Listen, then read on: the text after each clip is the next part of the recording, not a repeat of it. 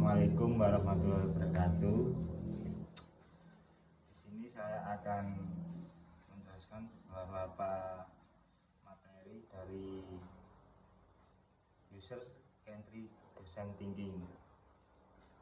Design thinking merupakan sebuah pendekatan dalam mendesain produk yang menempatkan pengguna sebagai pusat dari seluruhnya.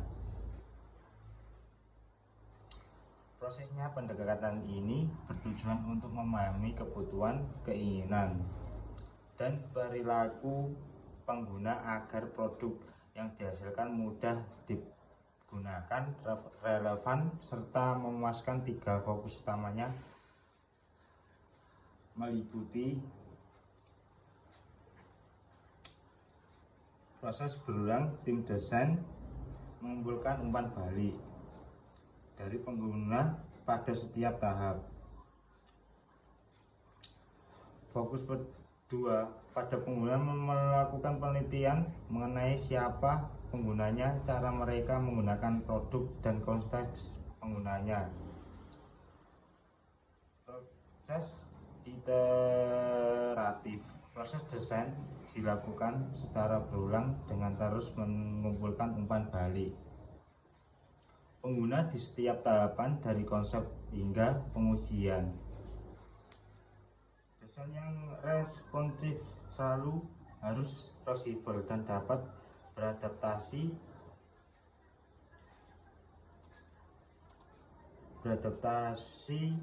berdasarkan umpan balik serta perubahan kebutuhan pengguna. Kategori 2, definisi dari prinsip USD, User Centric Design.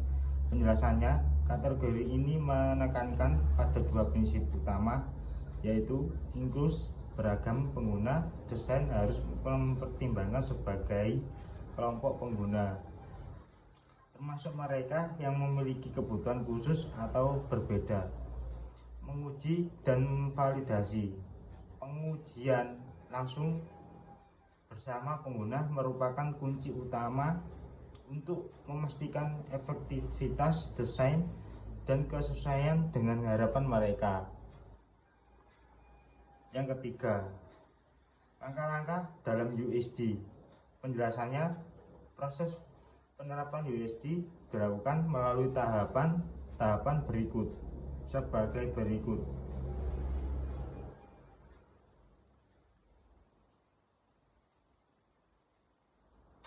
Pengembangan proses penelitian mengenali data pengguna melalui wawancara, survei, atau pengamatan langsung. Pengembangan persona, membuat karakter fiktif representatif untuk membantu tim memahami tujuan dan kebutuhan pengguna utama. Prototyping, membuat versi awal atau sampel produk untuk keperluan pengujian. Ada pengujian usability, mengamati pengguna saat memproses produk untuk mendeteksi masalah dan area yang perlu diperbaiki.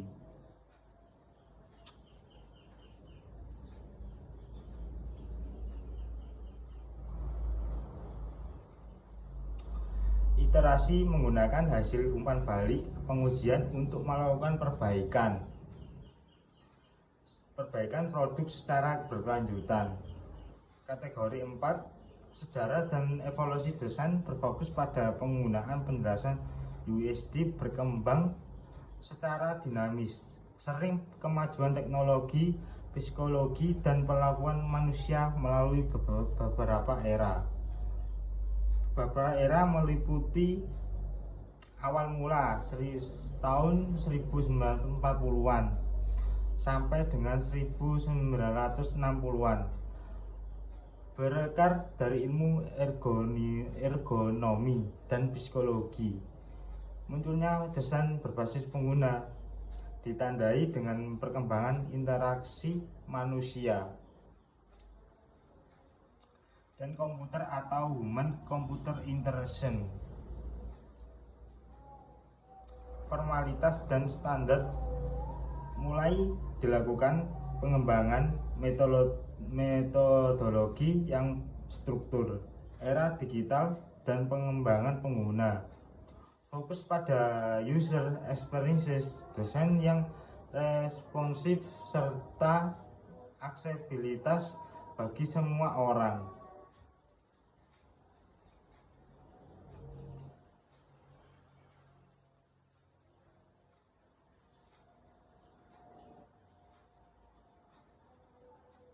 Formalitas dan standar mulai dilakukan pengembangan metodologi yang struktur.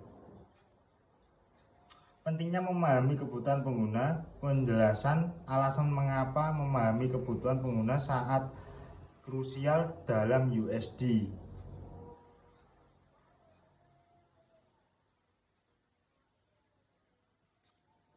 Mengurangi risiko kegagalan produk, meminimalkan kesalahan pembuatan fitur tidak berguna sehingga menekankan resiko gagal di pasaran. Inovasi yang lebih relevan, membantu tim menemukan celah pasar dan menghadirkan solusi yang praktis. Meningkatkan efisiensi pengembangan atau menghemat waktu dan sumber daya manusia karena tim fokus pada fitur yang benar-benar dibutuhkan. Dan yang ketujuh, memperkuat hubungan dengan menggunakan keterlibatan pengguna, membangun kedekatan dan loyalitas yang baik.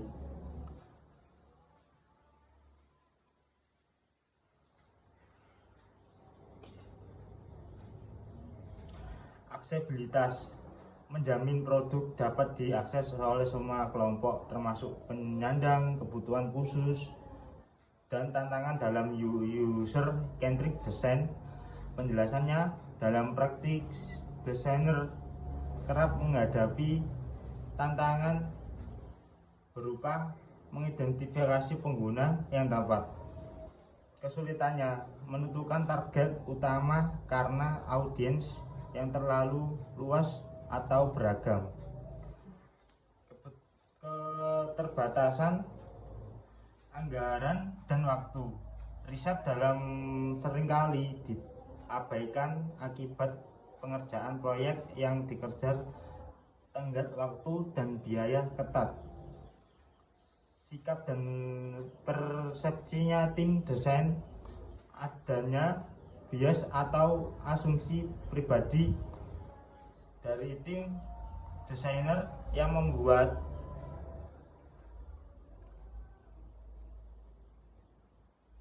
perspektif mereka menjadi sempit.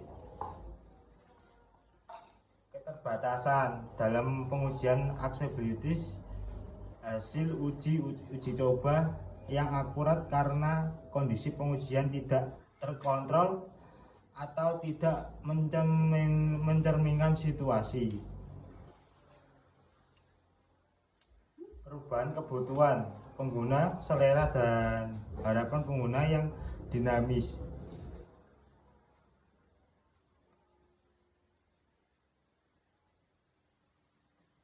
Teknologi dan kompetitif, perkembangan teknologi yang terlalu rumit terkadang menyulitkan pembuatan desain yang ramah pengguna. Dapat umpan balik yang jujur, pengguna seringkali merasa sungkan atau tidak enak untuk memberikan kritik jujur saat pengujian.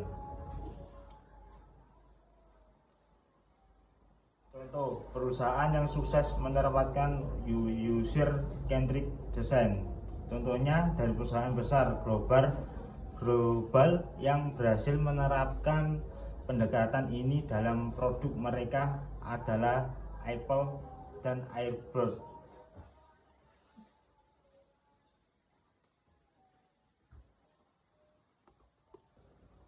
Baik, di sini saya akan melanjutkan langkah-langkah dalam user-centric design. Langkah-langkah dalam USD, penelitian pengguna menggunakan wawancara, survei, atau pengamatan untuk memahami pengguna. pengembangan persona, membuatkan karakter fiktif yang mempresentasikan pengguna utama untuk membantu tim memahami kebutuhan dan tujuan utama pengguna. Membuat versi awal dari produk untuk diuji, mengamati pengguna saat mereka menggunakan produk yang untuk mengidentifikasi masalah dan area perbaikan, menggunakan umpan balik untuk melakukan perbaikan berkelanjutan. Sejarah dan evaluasi desain berfokus pada pengguna. Desain berfokus pada pengguna USD, UCD setelah berkembang sering dengan perubahan dalam teknologi, perilaku manusia, dan pemahaman tentang psikologi pengguna dan perjalanan sejarah USD.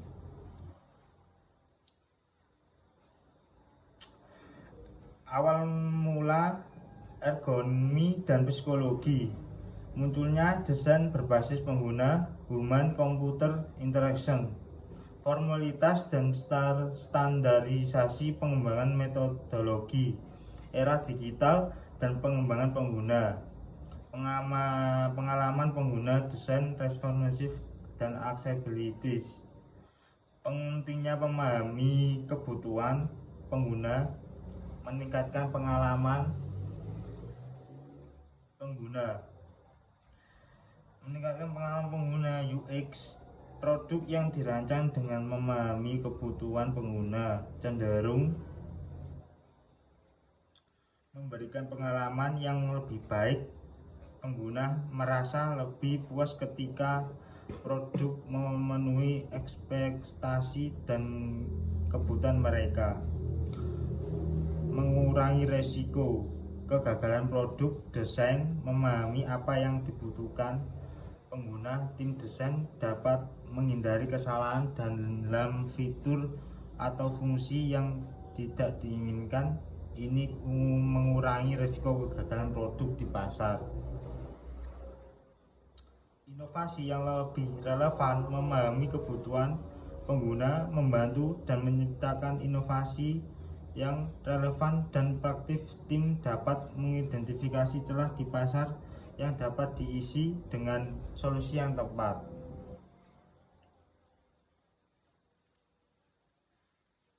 Pentingnya memahami kebutuhan pengguna. Meningkatkan efisiensi pengguna. Pengembangan dengan informasi yang tepat tentang kebutuhan pengguna, tim dapat lebih berfokus pada pengembangannya fitur yang benar-benar dibutuhkan. Ini menghemat waktu dan sumber daya. Memperkuat hubungan dengan pengguna dengan melibatkan pengguna dalam proses desain dan memahami kebutuhan.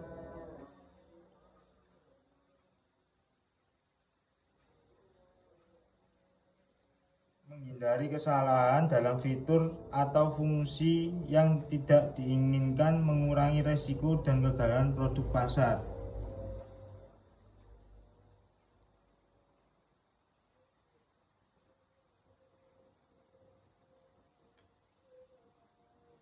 Aksesibilitas dan inklusi. Memahami kebutuhan pengguna juga berarti mempertimbangkan beragam kelompok pengguna, termasuk mereka dengan kebutuhan khusus. Ini memastikan bahwa produk dapat diakses oleh semua orang.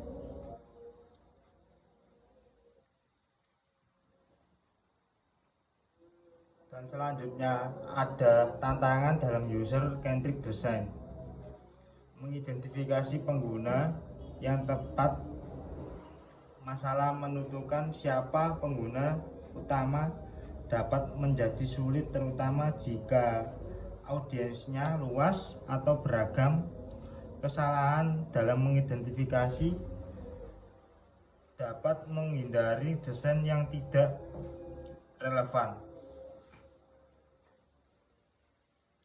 Keterbatasan anggaran dan waktu. Masalah proses USG seringkali memerlukan penelitian mendalam dan pengujian yang bisa menghabiskan waktu dan biaya dalam proyek.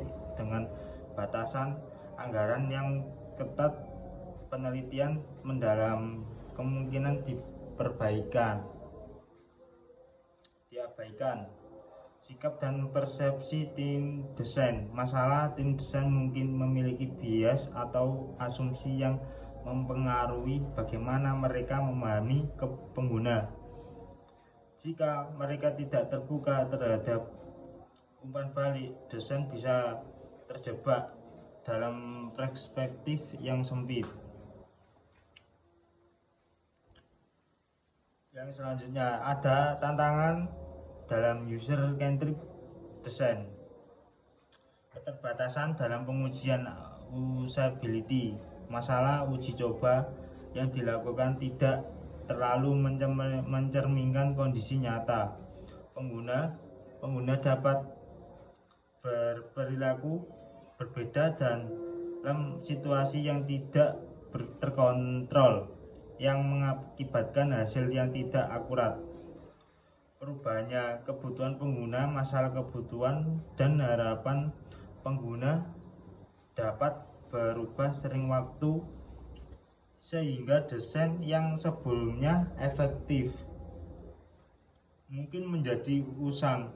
Mempertahankan relevansi dalam jangka panjang adalah tantangan tersendiri. Teknologi dan kompleksitas masalah. Perkembangan ini, teknologi yang tepat dan cepat dapat membuat produk menjadi kompleks. Desain yang berfokus pada pengguna mungkin sulit dicapai jika teknologinya yang digunakan terlalu rumit dan sulit. Tantangan dalam user centric design. Mendapatkan umpan balik yang jujur. Masalahnya, pengguna mungkin tidak terlalu memberikan umpan balik yang jujur atau kritis selama pengujian, yang dapat mengarah pada kesimpulan yang salah. Pengguna seringkali berusaha untuk tidak menyakiti perasaan kepada desainer. Baik, ada tiga pilar utama user design. Untuk menciptakan produk desain yang ramah pengguna, desainer biasanya membagikannya ke dalam tiga aspek pentingnya. UI, user interface. Apa yang dilihat pengguna ini fokus pada estetika visual seperti warna tombol, tipografi, dan tata letak. UX, user experiences. Apa yang disarankan pengguna ini fokus pada kemudahan navigasi, efisiensi alur kerja, dan kepuasan emosional saat menggunakan produk.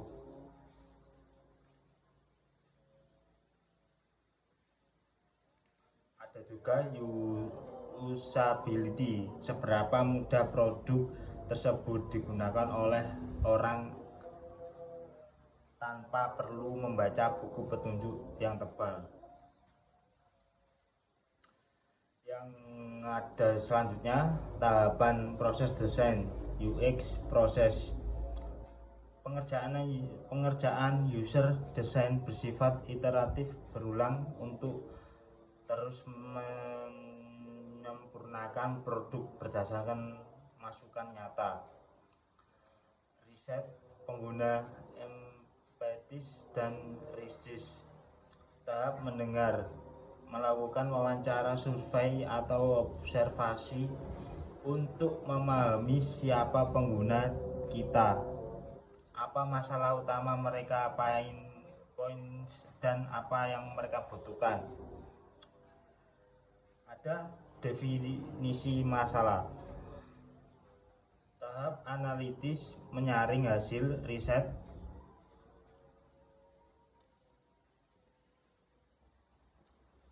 Menjadi sebuah rumusan masalah yang jelas di tahap ini.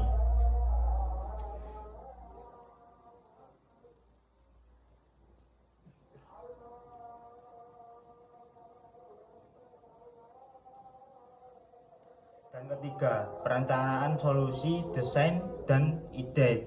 Tahap kreatif membuat sketsa kasar, wireframe, dan menentukan arsitektur informasi, bagaimana menu dan halaman diatur agar logis pembuatan.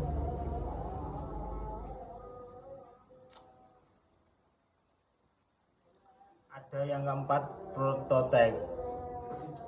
Tahap simulasi membuat model interaktif dan produk bisa diklik dan dicoba sebelum masuk ke tahap pemrograman oleh developer.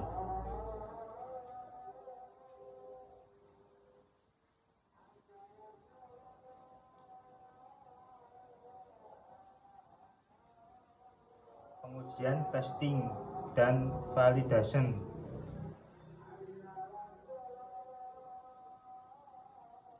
Menguji prototipe langsung ke pengguna asli untuk melihat di bagian mana mereka merasa bingung atau kesulitan atau memperbaikinya kembali.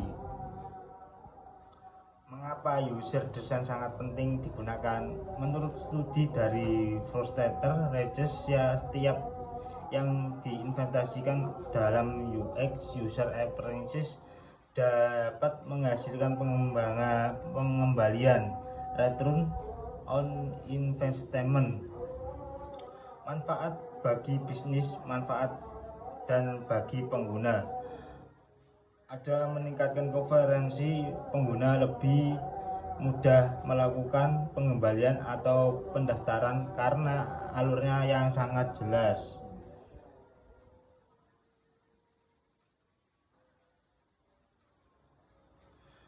Loyalitas pengguna cenderung kembali menggunakan produk yang jelas. Inklusif, aksesibilitas yang baik memastikan produk bisa digunakan.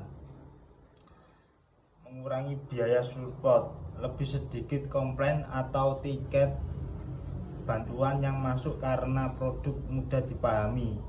Kepuasan emosional, mengurangi rasa frustasi saat berinteraksi dengan teknologi. Baik, sekian dari PPT atau materi yang saya jelaskan. Apabila ada kesalahan kata mohon dimaafkan. Sekian, wassalamualaikum warahmatullahi wabarakatuh.